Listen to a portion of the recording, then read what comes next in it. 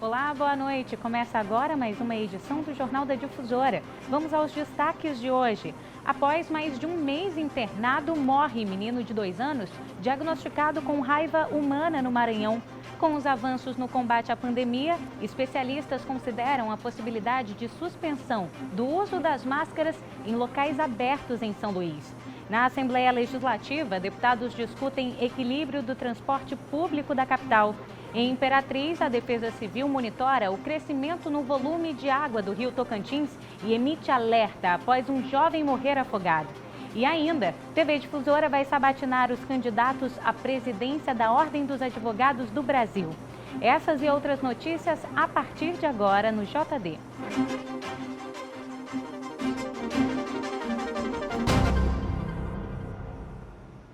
Morreu hoje um menino de 2 anos diagnosticado com raiva humana aqui no Maranhão.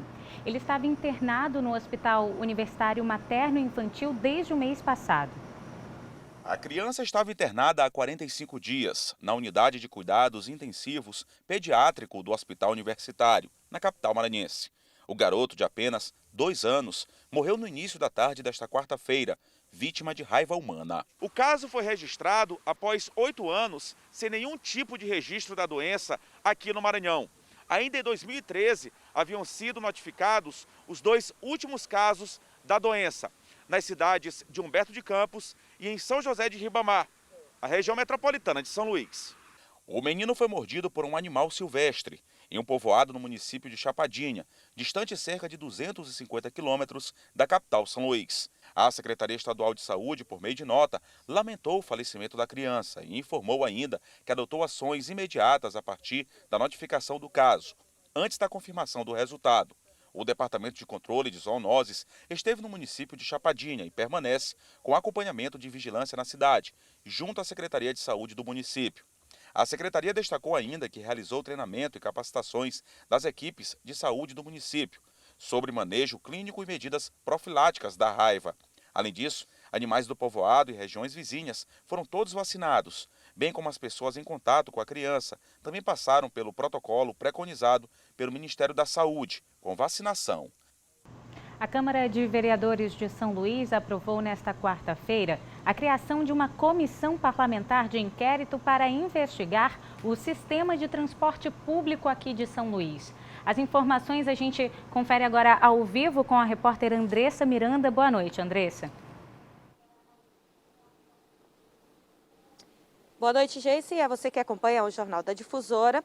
Então, com essa decisão, agora passam aí aos trâmites que devem seguir até a instalação e depois começar a ouvir essas pessoas, né, que serão ouvidas aí nessa investigação na CPI que foi instaurada. Isso teve um professor que entrou com uma ação, fez um abaixo-assinado pedindo uma comissão parlamentar de inquérito, justamente para que possam ser revistos aí algumas situações, principalmente os gastos anuais e tudo que envolve o setor de transporte. Lembrando que nessa última greve, toda essa situação foi levantada nas redes sociais pelos usuários, por alguns órgãos, e aí juntou todo mundo, fez esse abaixo-assinado e agora se tornou uma CPI. Aqui tem uma relação do que vai ser respondido, qual o percentual de lucro das empresas, do setor, né? Então, qual o investimento anual dessas empresas e da Prefeitura de São Luís no sistema, são perguntas aí que serão colocadas dentro dessa CPI, quais os termos da concessão do serviço e as sanções previstas pelo não cumprimento desses termos, Geice. E também que sanções já têm sido aplicadas. As pessoas também questionaram, né, tiveram muito medo aí que houvesse um aumento no valor da passagem, e aqui também tem uma definição de valores desde 2011. Em 2011, a passagem de ônibus custava R$ 2,10. Aí foi para 2014, R$ 2,40, 2015, R$ 2,80. Em resumo, de 2011 até 2020, que agora está R$ 3,70.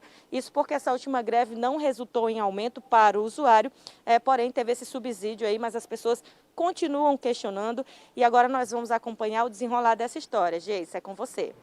Obrigada pelas informações, Andressa. A passagem já pesa no bolso dos usuários do transporte público e a greve dos rodoviários de São Luís também repercutiu na Assembleia Legislativa.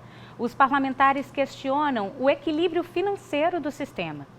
Mesmo com o fim da greve dos trabalhadores do transporte público da capital, o assunto continuou repercutindo na Assembleia Legislativa. Apesar do acordo que pôs fim à paralisação, o equilíbrio financeiro do sistema ainda preocupa os parlamentares. O principal que a gente tem que ver é que foi dado uma expectativa de subsídio de 4 milhões de reais por mês. Se a gente for fazer uma conta de padaria mesmo, são 50 milhões de reais por ano, 48 milhões, mas a questão da inflação do período vai ser 50 milhões de reais por ano.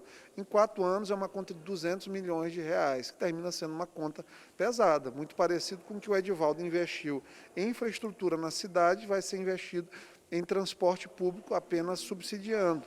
Além de São Luís, a paralisação atingiu o transporte da região metropolitana, responsabilidade da MOB, órgão do governo do estado. Mas não é pelo fato da greve ter chegado ao fim que vai se parar o debate a respeito do transporte público. Inclusive, já foi levantado no plenário da Assembleia Legislativa a possibilidade de abertura de uma CPI em todo o sistema de transporte da região metropolitana, da ilha de São Luís, que aí a Assembleia Legislativa, nesse caso, tem competência, para que possa abrir essa caixa preta e debater verdadeiramente o que acontece com aquele contrato que não é cumprido, daquela licitação que foi feita há alguns anos atrás, para que a gente possa, enfim, entregar para a população aquilo que ela tanto espera, que é um sistema de transporte público com eficiência. Foram 12 dias de paralisação dos ônibus na Grande São Luís. Ao fim do movimento, os trabalhadores conseguiram aumento de 5% nos salários e 6% no ticket alimentação. E a greve dos rodoviários de São Luís, que também repercutiu na Assembleia Legislativa, acaba atrapalhando, durante 12 dias todos esses usuários do transporte público que agora fizeram um abaixo-assinado cobrando aí a instalação de uma CPI para que tudo isso seja investigado. E há 1 ano e 8 meses, o uso de máscara em ambientes públicos se tornou obrigatório aqui no estado. Com os avanços no combate à pandemia, especialistas já consideram a possibilidade de que elas não sejam mais usadas. Pelas ruas da capital, há quem use a máscara de forma ideal, recomendada pelos médicos. Mas há uma quantidade considerável daqueles que, mesmo com o decreto em vigência, não usem a máscara. Há quem diga que é preciso ainda manter esse hábito como um cuidado indispensável para combater a Covid-19. Bom, eu acredito que a vacinação ela já está em grande alta, não só no Brasil, mas como no mundo. E as pessoas, elas em si, elas devem ter a conscientização de que o vírus ele ainda não acabou. E sim, as pessoas elas devem sim usar máscara, se vacinar. Por outro lado, há quem aprove o não uso da máscara em locais abertos. A defesa é que os índices apresentados em São Luís são positivos. Fica a critério da pessoa e, na minha opinião, sim, poderia não ser aprovada essa ideia de colocar a máscara mesmo em locais públicos. O Maranhão vive uma queda significativa nos números da Covid-19 há mais de 2 meses. A redução de casos de Covid está ligada ao avanço da vacinação. De acordo com dados da Prefeitura de São Luís, 1.500.000 pessoas já receberam as 2 doses da vacina. Cerca de 66 mil receberam a dose de reforço e mais de 90% já estão imunizadas na capital maranhense. O cenário que levanta questões importantes no aumento das flexibilizações. No Maranhão, especialistas apontam que a desobrigação do uso de máscara deve ser bem analisada. Quando o assunto é retirar a máscara, há cenários viáveis e outros não. A questão está entre locais abertos e fechados. Então, nesse momento, é fundamental que a gente continue usando a máscara, em locais fechados. Podemos pensar numa flexibilização para locais abertos, ventilados, mas nem pensar para locais fechados. Os países que liberaram máscara em local fechado tiveram um repique da Covid-19 cerca de 2 a 6 meses após a desobrigação do uso de máscara. O JD vai para um rápido intervalo. A gente volta em instantes.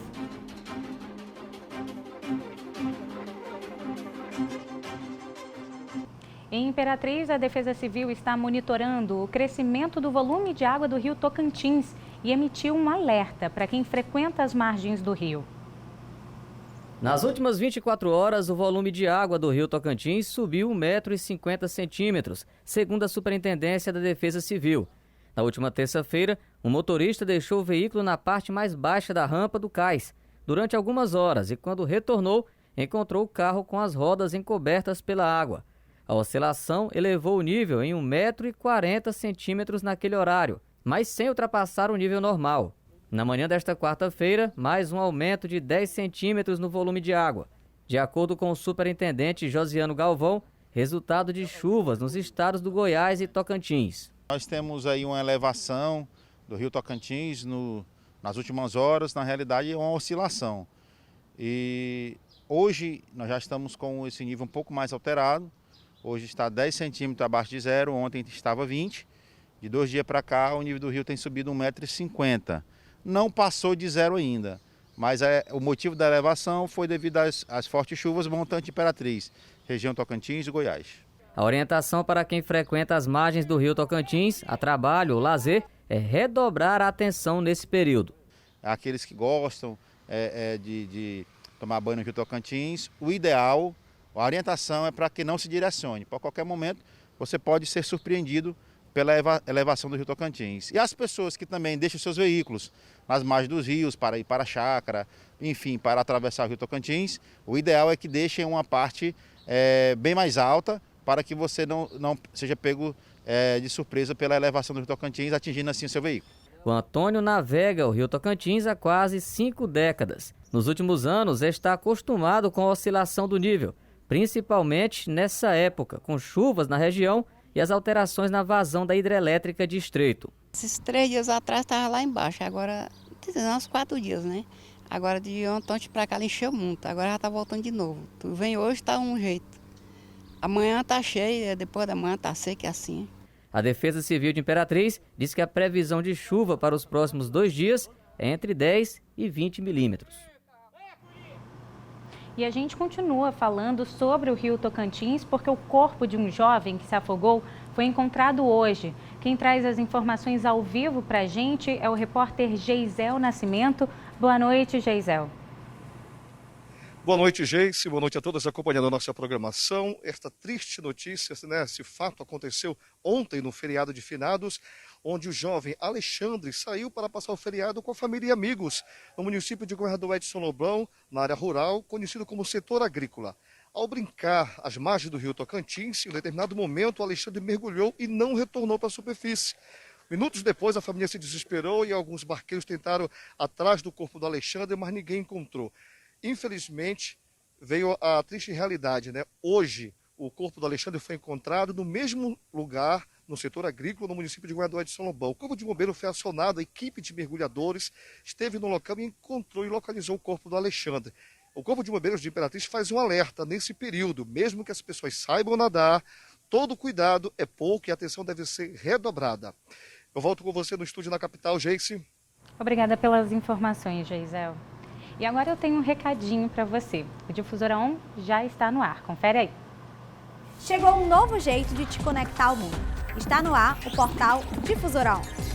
Aqui você acessa todo tipo de conteúdo. Política, notícias do dia a dia, esporte, cultura, entretenimento, notícias dos municípios maranhenses e blogs de assuntos diversificados. E tem mais, a programação da TV e Rádio Difusora totalmente integradas para você.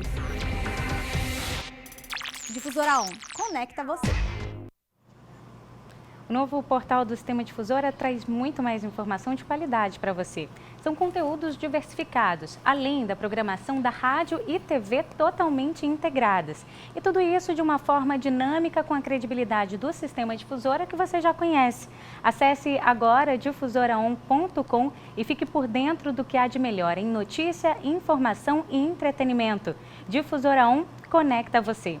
O Jornal da Difusora vai para um rápido intervalo. Até já!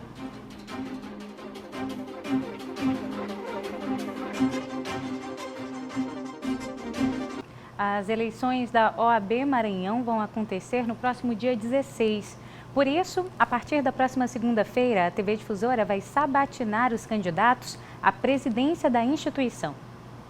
A série de entrevistas do Sistema Difusora de Comunicação com os candidatos à presidência da Ordem dos Advogados do Brasil no Maranhão vai acontecer entre os dias 8 e 12 de novembro, no Jornal da Difusora, primeira edição, que vai estrear na grade da emissora na próxima segunda-feira. O sorteio para definir a ordem de entrevistas durante a semana citada e a definição das sugestões de perguntas para as sabatinas aconteceu em uma reunião realizada nesta quarta-feira na sede da TV Difusora, com a participação dos assessores dos candidatos. De acordo com o resultado do sorteio, serão entrevistados na segunda-feira Misael Rocha, na terça-feira Aldenor Rebouças, na quarta-feira Caio Saraiva, na quinta-feira Diego Sá e na sexta-feira Gustavo Carvalho.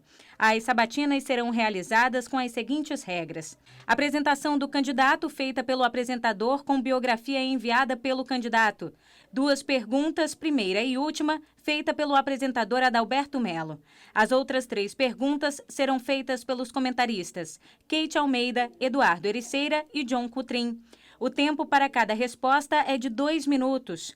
O tempo para considerações finais é de 1 minuto. O tempo para cada candidato será cronometrado. 5 chapas estão concorrendo nas eleições da Ordem dos Advogados do Brasil no Maranhão para o triênio 2022-2024. A votação será realizada no próximo dia 16, no formato híbrido, online ou em cabines de votação. Serão preenchidos cargos do Conselho Seccional e sua diretoria, conselheiros federais, diretoria da Caixa de Assistência dos Advogados e diretorias das 17 subseções ou conselhos subseccionais. E agora a gente faz um giro de notícias pelo estado.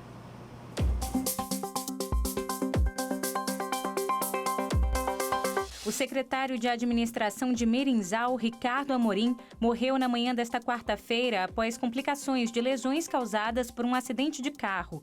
Ricardo tinha 43 anos, era casado e ex-vereador do município. O acidente aconteceu no último domingo, na saída da cidade. O secretário ainda foi submetido a uma cirurgia de emergência que precisou ser interrompida após uma parada cardíaca. O prazo para o recadastramento no Cadastro Único, que iria até o dia 5, foi adiado para o dia 30 de novembro por conta da greve dos rodoviários em São Luís. O CadÚnico comprova a situação de baixa renda e é necessário para receber benefícios federais, como o auxílio emergencial e o Bolsa Família, por exemplo. O procedimento pode ser feito no Centro de Referência e Assistência Social da região da pessoa interessada. Para se inscrever é necessário CPF, RG, comprovante de residência, certidão de nascimento, certidão de casamento ou divórcio, comprovante de renda e comprovante de matrícula. 14 ações de combate a furto de energia elétrica realizadas pela Polícia Civil na Operação Rota Sul resultaram em 8 flagrantes em 5 municípios maranhenses. As ações nas cidades de Grajaú, Itaipava do Grajaú, Imperatriz, Vila Nova dos Martírios e Açailândia contou com o apoio de equipes da Equatorial Maranhão e peritos do Instituto de Criminalística para a realização de perícias nos sistemas de medição de energia elétrica em residências e estabelecimentos comerciais. O furto de energia é crime. A pena varia de 1 a 8 anos de reclusão e multa. A partir desta quarta-feira, só é possível entrar na sede do Tribunal de Contas do Estado apresentando o comprovante de vacinação contra a Covid-19. A medida visa, claro, incentivar a imunização da população nesse momento aí de combate à pandemia do novo coronavírus. As reportagens dessa edição você pode rever no portal Difusora 1. Vai também nas redes sociais da TV Difusora e interaja com a gente. O Jornal da Difusora fica por aqui com imagens ao vivo da Avenida Beira Mar, em São Luís. Muito obrigada pela sua audiência, uma boa noite e até amanhã.